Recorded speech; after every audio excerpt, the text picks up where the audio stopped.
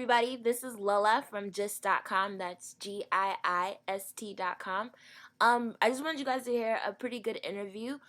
Jason Njoku of iROKOtv and Chimamanda Ngozi Adichie, one of the biggest selling authors of 2013, recently featured on the Flawless track from Beyonce's new CD. Just sat down with Newsday, one of the BBC's programs, to talk about Nigeria and all its ups and downs as it relates to technology and culture. So it's a good interview. Want you guys to hear it. Just some context. They were talking, not them, but the hosts of the show were talking to entrepreneurs before Jason and Chimamanda came on.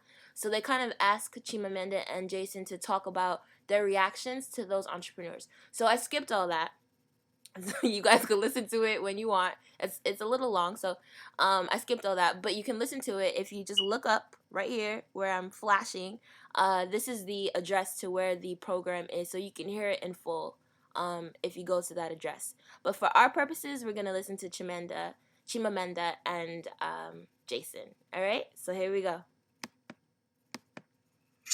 Some views of Nigerian entrepreneurs there. Well, Cam and I have spoken to quite a few people over the last few days, and I think it's fair to say this country is a strange combination of boundless hope, a sense that, like the American dream, you really can become very rich, but at the same time, a deep awareness of the problems too. We can reflect on the themes of a couple of people in the studio with us. And I just want to start with entrepreneur and investor Jason Njoku. Jason, in fact, has a stake in the businesses you've just been hearing from and runs an incubator called Spark, as well as a company called iROKOtv, which distributes Nigerian films. Jason, I was particularly interested with the comment that one of those entrepreneurs made about how difficult it is to get staff who are qualified, and really how you have to start from zero almost. He was explaining how you had to train the staff up, then you've got to keep the staff once you've trained them and they're worth more. Is the human capital, as economists would call it, is that the biggest constraint, do you think, on this country? I think definitely. So we're in a peculiar industry, as in internet. You can't literally go and pick people off the shelves working elsewhere. So we literally have to train them. So what we really require is a really good ground and basic use of just technology. Unfortunately, because of the lack of power, lack of education, we just don't have that. So for the companies which you spoke to and companies which I run as well, finding good qualified technical people is almost impossible. There's a sort of chicken and egg, isn't there, in any developing economy? You need the good people to get the thing going, the development occurring, but you need the development to get the qualified people. They need to be better educated, all these things. It's incredibly hard, isn't it? Absolutely. There's been big calls in the US and in the UK for qualified computer engineers and technical staff. So we actually have, for my company, iROKOtv, we have our development team in London. I'd love to have it here in Nigeria, but I just can't find the people here. I think that's something which can change in the future, but ultimately requires, investment in the people here today. We also have in the studio with us Chimamanda Ngozi Adichie, won the Orange Prize for Fiction for Half of the Yellow Sun. Americana was released in 2013. New York Times top books of 2013. Guardian UK top books of 2013. Your business is culture. And what do you make of what those young entrepreneurs were saying about the country that they live in? I mean, do you share some of their views in terms of in terms of their optimism or pessimism?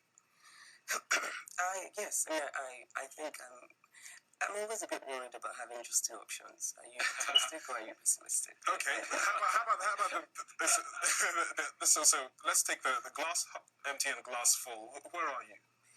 I am in the camp of just liking that there's a glass present.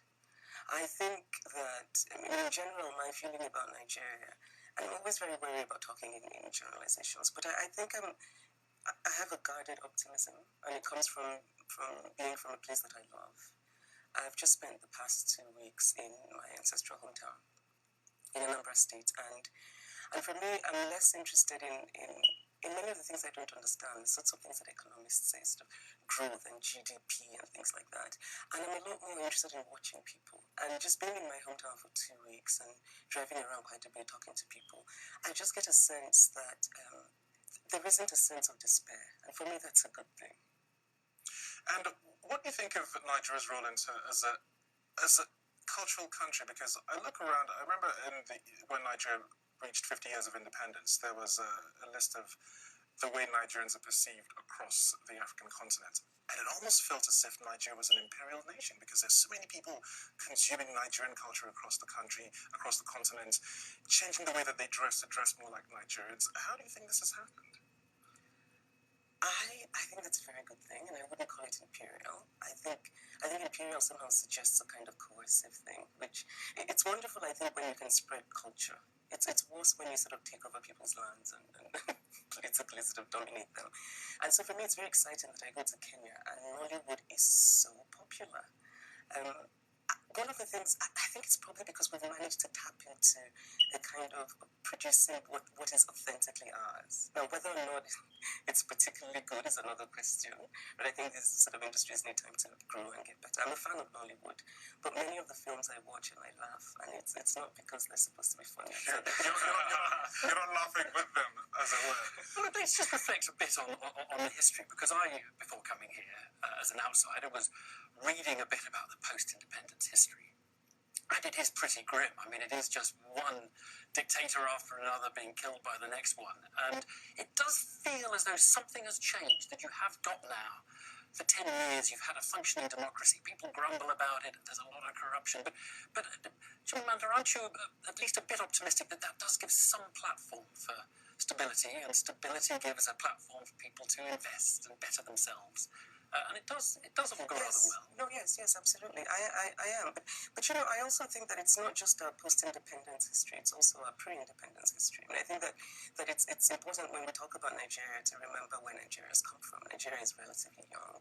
And I think colonialism was also a dictatorship. So we didn't have the best of foundations. It's not that surprising, I don't think, that Nigeria hasn't done so well. It's interesting to me that you come from a dictatorship and people sort of expect you to spring up a perfect democracy overnight. It doesn't happen. I think it takes time. And 5 decades isn't bad, really. It isn't when you look at how long it took that relatively work today. And I think Nigeria, we're getting there. My biggest worry really is not corruption. It's a sense of security. I think that what's happened in the last 5 years is. So just to follow on from that, when you have security, you have a scenario where commercial activities can actually exist. And one thing about Nigeria that I found is, especially Lagos, is there are very few places where you literally step off the plane and you can feel the natural hustle and bustle and the natural kind of commercialism and capitalism that you're in. So for me, I think a benefit of that security is that Nigerians, naturally being commercial people, now go out there to try and create commercial enterprises, which makes sense locally. Hence, Nollywood is very, very popular. It was built by Nigerians for Nigerians, and just by a byproduct of it happened to be massively popular like everywhere else in the world. But ultimately, like, as long as we're creating things which are value to Nigerians, then they should have that opportunity to go beyond that. Jason, there's something which you mentioned earlier when we were talking. You talked about Nigeria being a mediocre country. Explain what you meant by that. So, quite simply, nothing works. Literally, nothing works. It's something where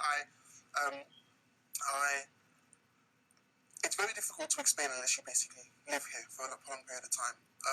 Electricity doesn't work, roads don't work, bureaucracies, especially the government, they don't work. Like, just nothing really works. So most people just find a way to kind of navigate through that.